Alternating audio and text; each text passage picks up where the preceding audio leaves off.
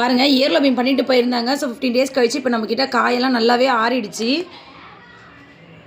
நல்லா காய் ஆறினதுக்கப்புறம் இந்த மாதிரி பிளாக்காக இருக்கும். உங்களுக்கு அது ஒன்று ஒரு 1 மந்தில் பார்த்தீங்கன்னா நார்மல் ஸ்கின் மாறிடும். இப்போ நம்ம ஒரு பாயிண்ட் நவுத்தி தான் இனிமேல் கன்ஷீட் பண்ணுவோம் சொல்லியிருக்கேன் இல்லையா. எதுவும் ஆகாது, இருந்தாலும் நம்ம ரிஸ்க் எடுக்கிறதில்ல.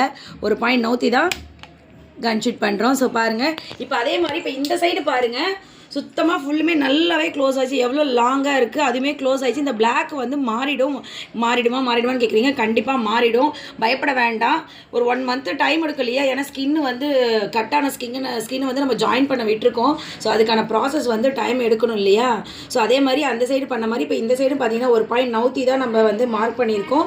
மார்க் பண்ண இடத்துல கரெக்டாக வச்சு இப்போ கன்ஷூட் பண்ண போகிறோம். ஸோ கொஞ்சம் ஃப்ரண்ட்டில் வரதை பற்றி பிரச்சனை இல்லை. நம்ம பேக்கில் குத்தணுன்னா கண்டிப்பாக வந்து ஸ்டெட்டு தெரியாது. அதனால் நம்ம வந்து ஆப்ஷன் வந்து பார்த்தீங்கன்னா ஃப்ரண்ட்டு தான். ஸோ மார்க் பண்ண இடத்துல கரெக்டாக வச்சு நம்ம கன்ஷூட் பண்ணிட்டோம். இப்போ பெயினும் கிடையாது, எதுவும் கிடையாது. நிறைய பேர் கேட்குறீங்க இயர் லப்பிங் பண்ணால் க்ளோஸ் ஆகுமா. இந்த வீடியோ கண்டிப்பாக போதும்னு நினைக்கிறேன். ஸோ உங்களுக்கு இந்த மாதிரி இருந்துச்சுன்னா நீங்கள் எங்கேயுமே அலைய வேண்டாம்.